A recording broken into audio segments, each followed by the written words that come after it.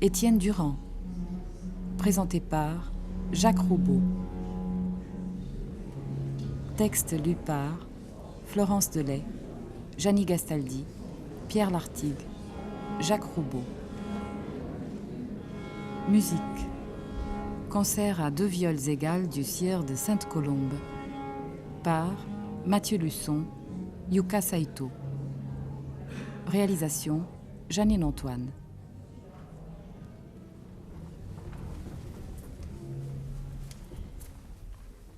L'oubliance, l'espoir, le désir frénétique, les serments parjurés, l'ardeur mélancolique, les femmes et les vents ensemble s'y verront. Les sables de la mer, les orages, les nues, les feux qui font en l'air l'étonnante chaleur, les flammes des éclairs plutôt mortes que vues, les peintures du ciel.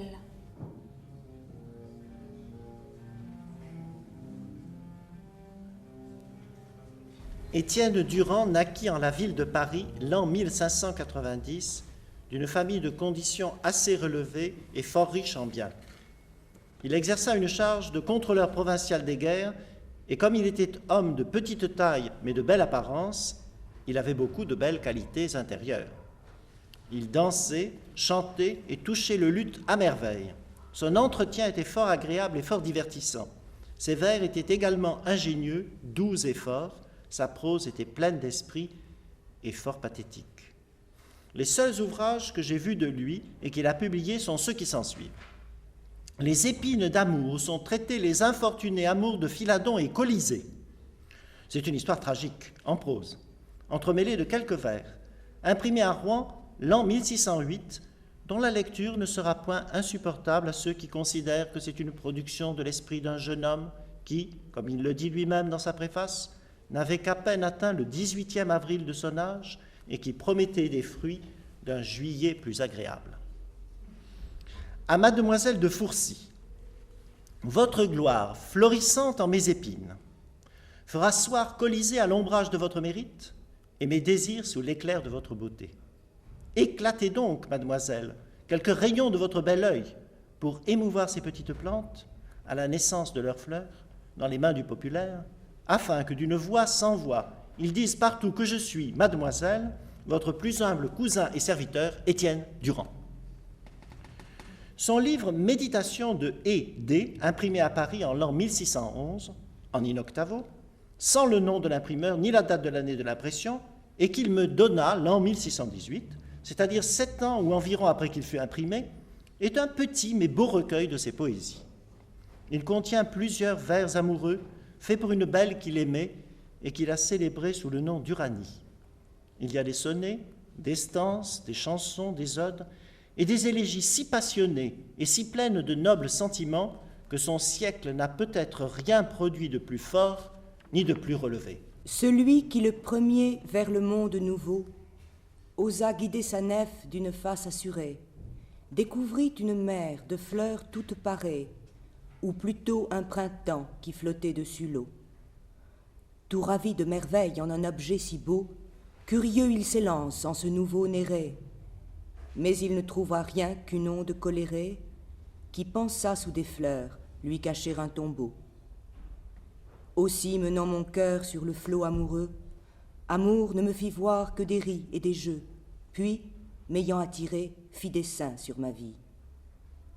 Mais l'objet est si beau qui cause mon trépas, que moi-même en mourant je ne me croirais pas si digne de pitié comme digne d'envie.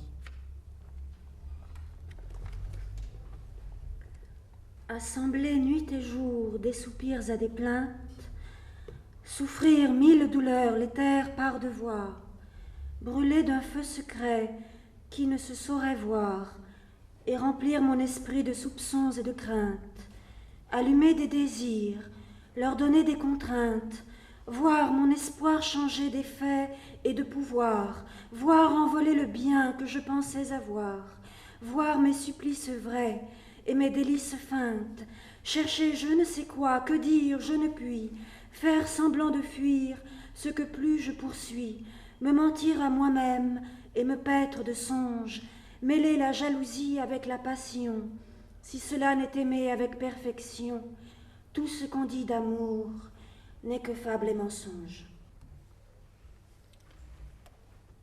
Sonnet figuré à lire de plusieurs façons.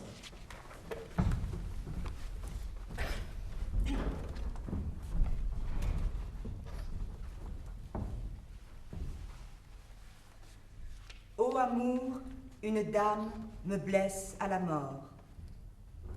Ô amour, adressé à son cœur mes passions. Pousser sa beauté à plaindre les douleurs que j'ai en aimant. Ô pensée, un objet me nourrit aux douleurs. Ô pensée, racontez à son âme mes maux. Faites voir sa rigueur à soupirer les ennuis que je nourris en pensant. Ô désir plein de flammes, un brasier que je sens conduit mes jeunes ans au profond d'une lame. Courez tôt à madame, montrez comme présent à ses yeux tout-puissants les douleurs de mon âme. Forcez sa résistance et sa fière constance à reconnaître mieux les extrêmes supplices que je tiens pour délices en désirant ses yeux.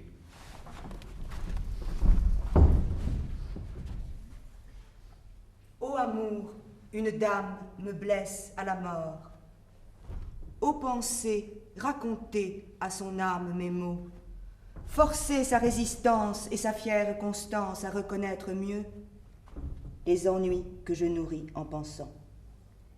Ô pensée, un objet me nourrit aux douleurs. Courez tôt à madame, montrez comme présent à ses yeux tout-puissants les douleurs de mon âme. Faites voir sa rigueur à soupirer les douleurs que j'ai en aimant. Ô désir plein de flammes, un brasier que je sens conduit mes jeunes ans au profond d'une lame. Ô amour, adressez à son cœur mes passions, poussez sa beauté à plaindre les extrêmes supplices que je tiens pour délices en désirant ses yeux.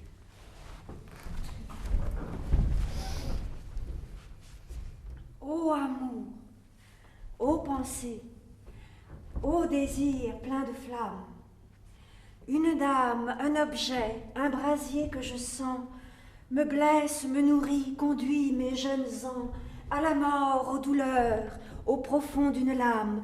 Ô amour, ô pensée, courez-toi, madame, adressez, racontez, montrez comme présent à son cœur, à son âme, à ses yeux tout-puissants, mes passions, mes maux, les douleurs de mon âme. Poussez et faites voir, forcez sa résistance, sa beauté, sa rigueur et sa fière constance, à plaindre, à soupirer, à reconnaître mieux les douleurs, les ennuis, les extrêmes supplices que j'ai, que je nourris, que je tiens pour délices, en aimant, en pensant, en désirant ses yeux.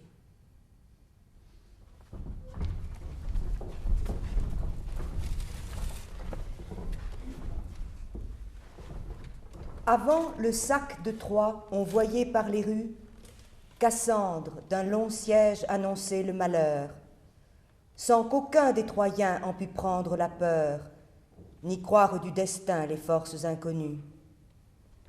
Avant que ses beautés m'aient esclave rendue, elle m'avait prédit ma future douleur, sans que mon cœur ait pu ni croire avec bonheur, ni fuir avec raison ses peines attendues. Le sort est tout pareil des Troyens et de moi.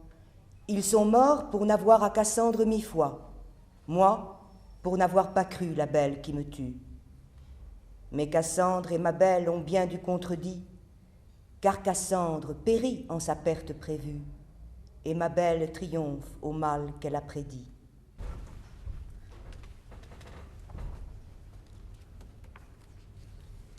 N'es-tu pas bien cruel en disant à toute heure que tu me veux du bien, puisqu'en ce même instant, ton cœur se rit du mal que je vais supportant, et qu'encore, sans secours, tu consens que je meure? Quand tu me dis « je t'aime », en ces mots je m'assure, et l'amour qui me suit, pour un peu me quittant, va pour gagner ton cœur en ta bouche sautant, mais n'y pouvant passer sur ta bouche il demeure. aussi fait-il parler ta langue seulement. Car ton cœur sans amour aussitôt la dément et fait qu'elle ne sert que de mauvais présages. Elle vient flatteresse au-devant de mes mots, comme on voit en la mer 1000 petits oiseaux annoncer par leur chant la tempête et l'orage. Sommeil, dont les destins ont enrichi le monde pour servir de relâche aux déplaisirs soufferts. Si le galérien qui rame dessus l'onde peut reposer par toi dans les coups et les fers, si le pierreux peut bien d'une outrageuse sonde oublier par toi seul les sentiments divers, si le goutteux oublie une rage profonde à l'heure que tu peux glisser dedans ses nerfs, si l'artisan pénible en toi seul se délasse, si par toi la douleur d'un jour à l'autre passe, pourquoi suis-je tout seul sans toi dessous les cieux? Pourquoi du bien commun n'ai-je point jouissance? Ah, sommeil, je t'entends. Tu montres en ton silence que la mort, non pas toi, me doit fermer les yeux. En 1615, quand Madame, sœur aînée de Louis XIII, fut sur le point de sortir de France pour aller accomplir les alliances promises du roi d'Espagne et de cette princesse, la reine-mère, voulant accompagner les jours gras d'une réjouissance publique et donner quelques signes de contentement à cette princesse avant son départ, envoya quérir ceux de qui la réputation était la plus grande en matière d'invention de ballets, et leur commanda de trouver quelques sujets dignes de leur choix et de la grandeur des personnes qui les devaient exécuter.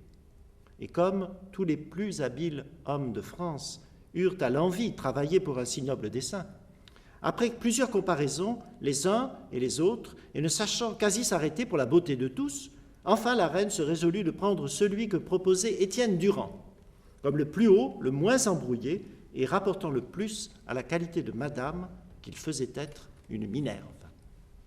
Durand prit la charge de toutes les personnes et les danses, Francine de toutes les machines et mouvements nécessaires, et parce que la quantité des vers qu'il fallait au ballet et le peu de temps qui se pouvait donner à leur composition semblait ne pouvoir pas permettre à un homme seul d'en venir à bout, Sa Majesté envoya quérir le sieur Malherbe. Au même instant que le roi, étant assis, eut commandé de commencer le ballet, la nuée qui cachait la scène s'entr'ouvrit, bas par le milieu, et de l'ouverture sortit une autre nuée qui, à mesure qu'elle s'avançait, grandissait en largeur et en hauteur, de sorte qu'on ne savait si c'était un vrai nuage ou non qui flottait sur cette salle. Le sieur Bailly était dessus, représentant la nuit, vêtu d'une lame d'argent et noire, avec quantité d'étoiles d'or, semées sur son habit, ayant des ailes noires au dos et une coiffure faite en nuages. Après des musiques de berger et de triton, des démons aériens annoncèrent la venue de Minerve, et les vers de Malherbe celles d'un siècle d'or.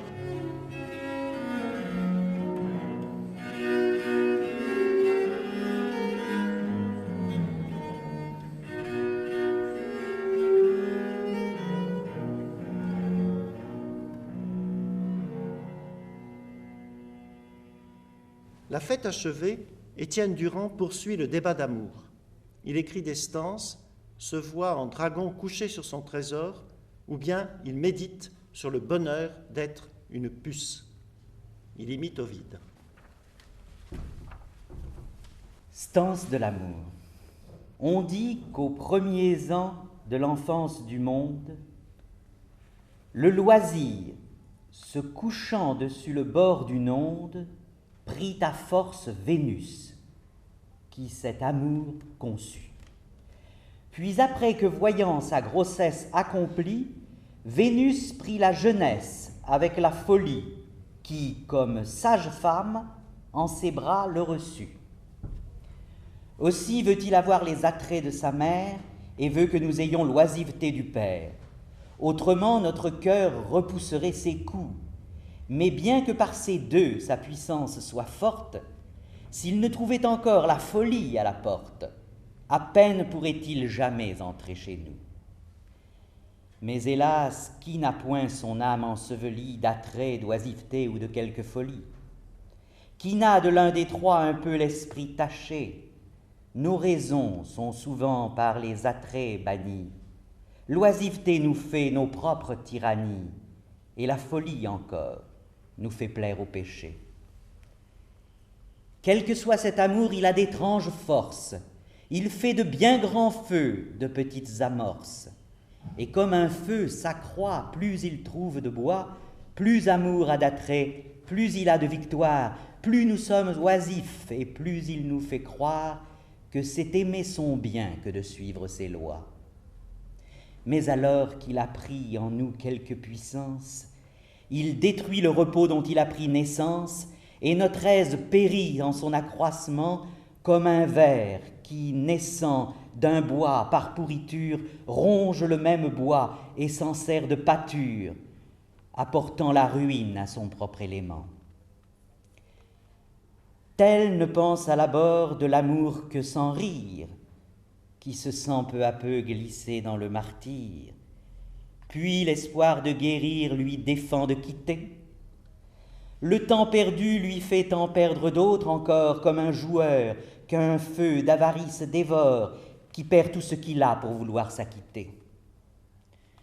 Nous nous consommons l'or en des plaintes extrêmes. Nos douleurs font changer nos soupirs en blasphème.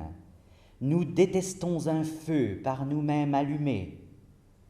Et si nous combattons pour vaincre sa malice, nous trouvons qu'il est fait de poudre et d'artifice, qui ne s'éteint jamais qu'il n'ait tout consommé.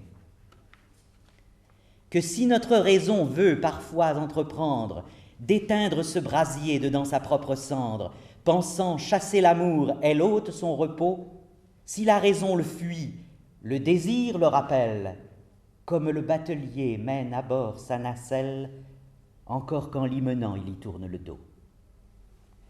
Les joies de l'abord soudain sont amorties, et les premières fleurs se tournent en orties. L'amour n'est à la fin qu'une fuite d'amour, et sa possession de la perte est suivie, semblable à cet oiseau dont si courte est la vie, qu'il naît, s'accroît, s'envole et meurt un même jour.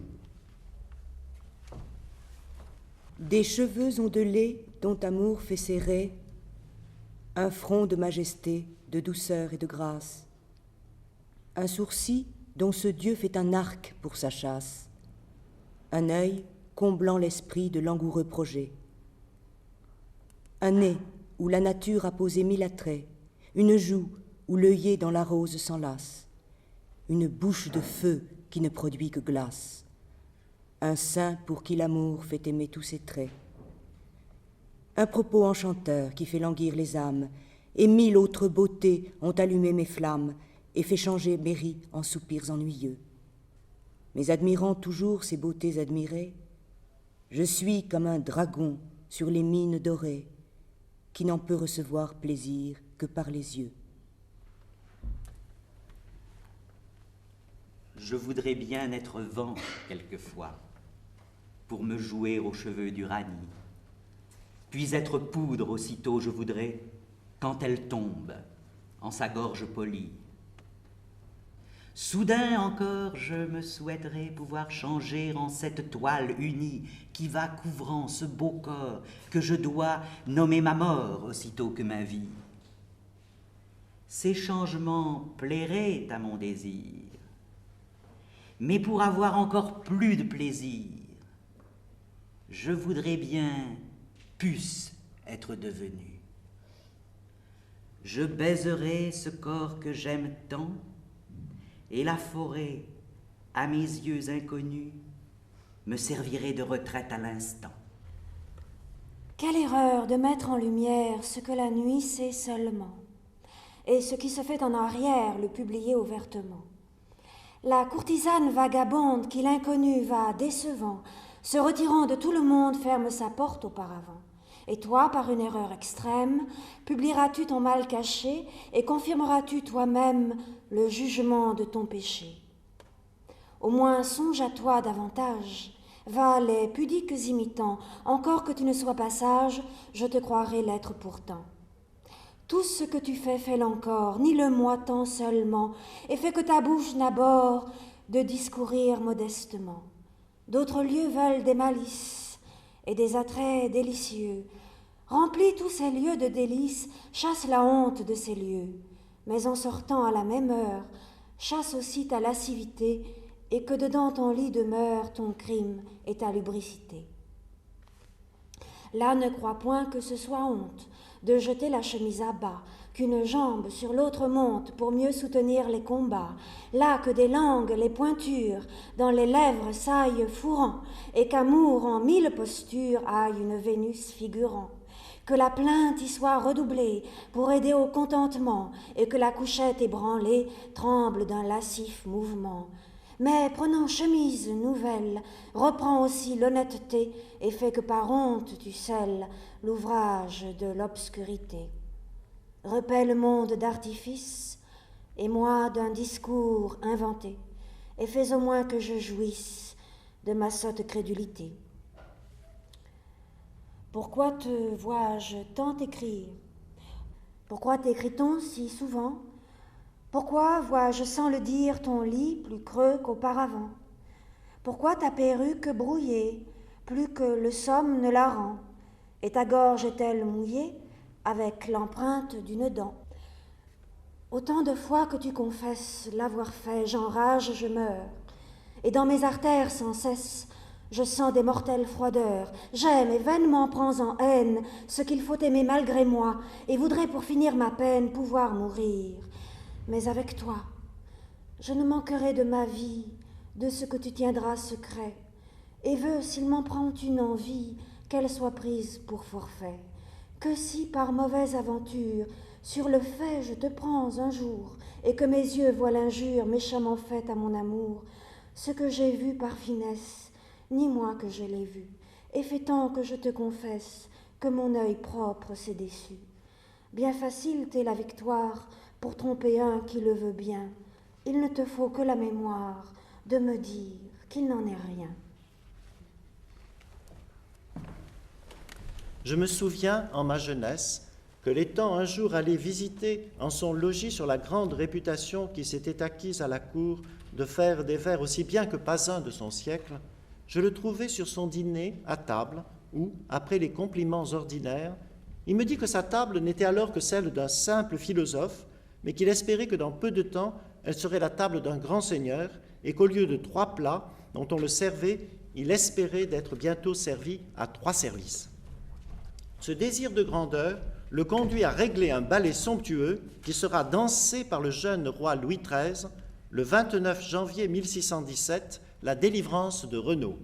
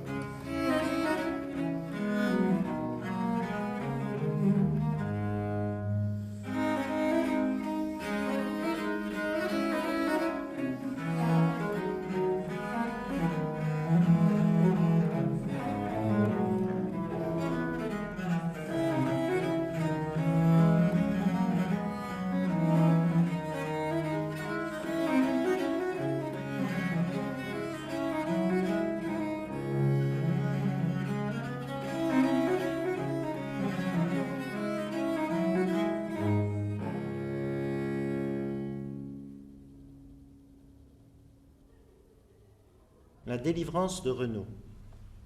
Rien n'était encore paru qu'une grande perspective de palais et paysages reculés qui cachait le jardin d'Armide, quand on entendit un grand concert de musique. Le roi parut couvert de flammes émaillées avec un tel artifice que le feu même se rendait plus éclatant lorsque les rayons des flambeaux innombrables de la salle étaient adressés dessus et que ceux qui les regardaient en recevaient la réflexion.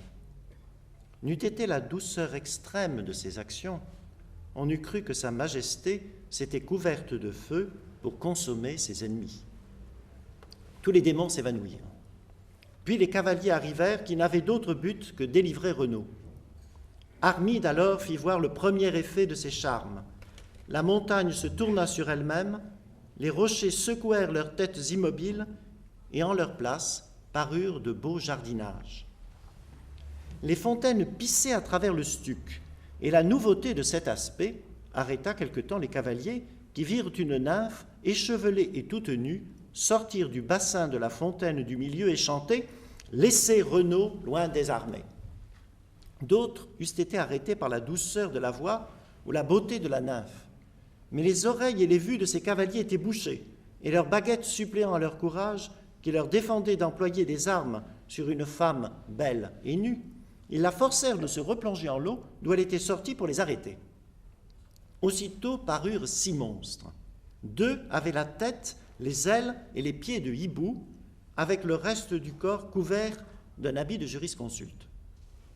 2 autres avaient la tête, les bras et les jambes de chien, le reste du corps rapportant à un paysan.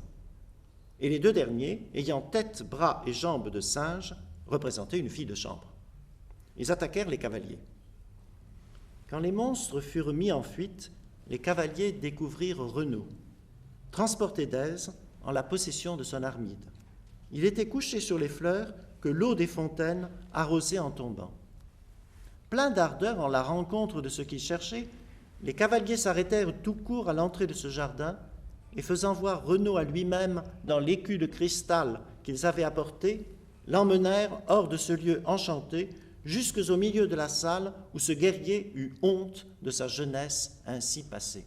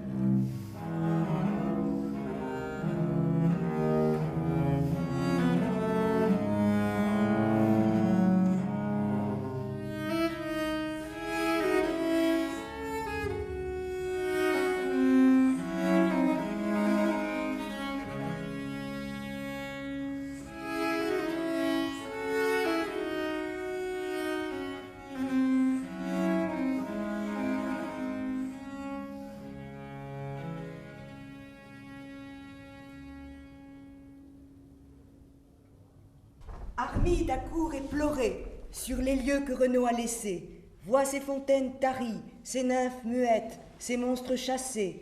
Cette maison choisie par elle pour ses délices est le lieu de son désespoir, et elle éprouve que l'amour ne s'attache point par d'autres charmes que les siens.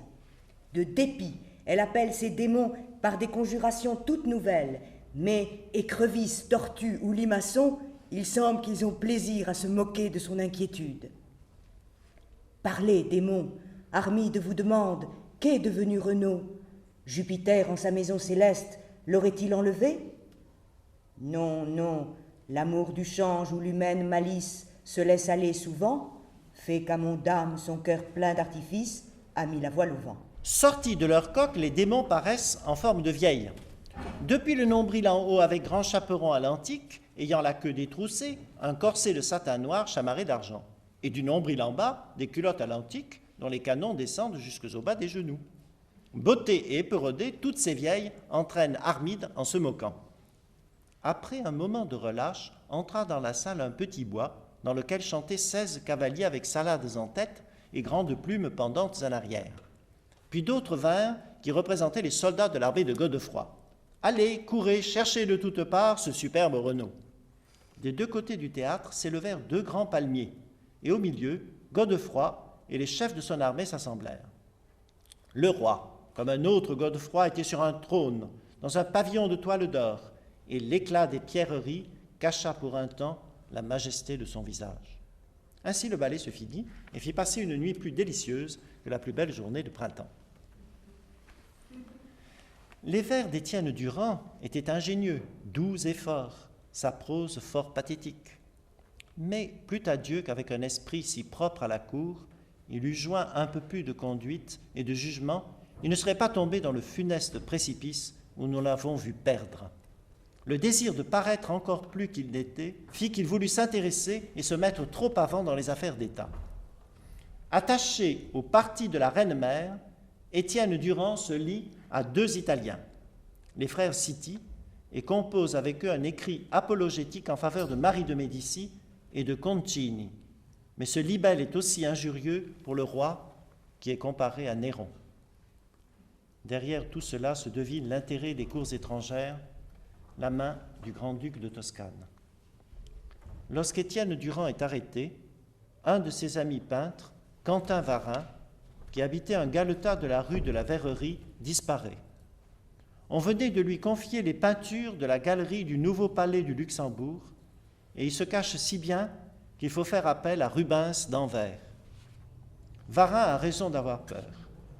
Convaincu du crime de lèse-majesté, Étienne Durand et Citti sont condamnés à être menés par l'exécuteur de la haute justice dedans un tombereau, au-devant de la principale porte de l'église de Notre-Dame de cette ville de Paris, nus, en chemise, la corde au cou, tenant chacun en leurs mains une torche ardente du poids de 2 livres, et là, dire et déclarer que méchamment et malicieusement ils ont fait, composé et écrit les 10 livres, discours et mémoires, contre l'honneur et autorité du roi, fait pratique et mené contre le bien de son service et repos de son état, dont il demande pardon à Dieu, au roi et à justice.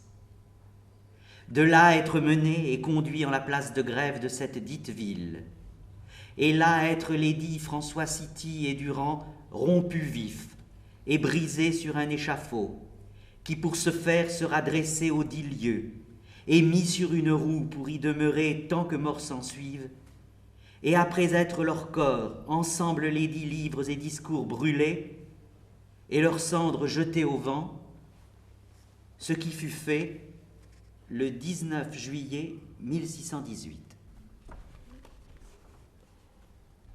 Stance à l'inconstance. Esprit des beaux esprits, vagabond d'inconstance, qui hole le roi des vents avec l'onde conçue pour être de ce monde une seconde essence, reçois ces vers sacrés à ta seule puissance, aussi bien que mon âme autrefois te reçut.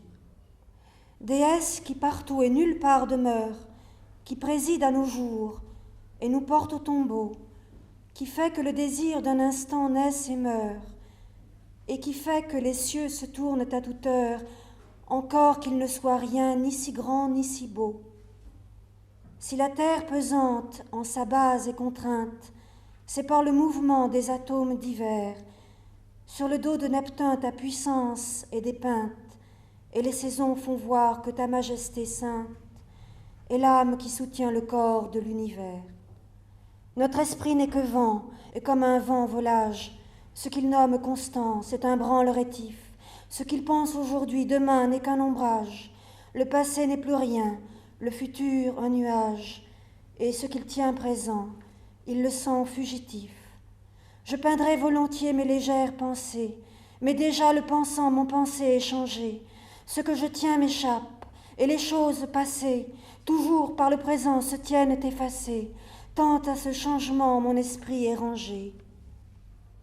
Aussi, depuis qu'à moi ta grandeur est unie, des plus cruels dédains j'ai su me garantir. J'ai gaussé les esprits dont la folle manie esclave leur repos sous une tyrannie, et meurent à leur bien pour vivre au repentir. Entre 1000 glaçons, je sais peindre une flamme, entre 1000 plaisirs, je fais le soucieux, j'emporte une à la bouche, une autre dedans l'âme, et tiendrais à pécher si la plus belle dame me retenait le cœur plus longtemps que les yeux. Donc, fille de l'air, de cent plumes couvertes, qui, de cerf que j'étais, m'a mise en liberté, je te fais un présent des restes de ma perte, de mon amour changé, de sa flamme déserte et du folâtre objet qui m'avait arrêté. Je te fais un présent d'un tableau fantastique où l'amour et le jeu par la main se tiendront, l'oubliance, l'espoir, le désir frénétique, les serments parjurés, l'ardeur mélancolique, les femmes et les vents ensemble s'y verront, les sables de la mer, les orages, les nues, les feux qui font en l'air l'étonnante chaleur, les flammes des éclairs, plutôt mortes que vues, les peintures du ciel, à nos yeux inconnus, à ce divin tableau serviront de couleur. Pour un temple sacré, je te donne, ma belle, je te donne son cœur, pour en faire un autel. Pour faire ton séjour, tu prendras sa cervelle, et moi, je te serai comme un prêtre fidèle qui passera ses jours en un change immortel.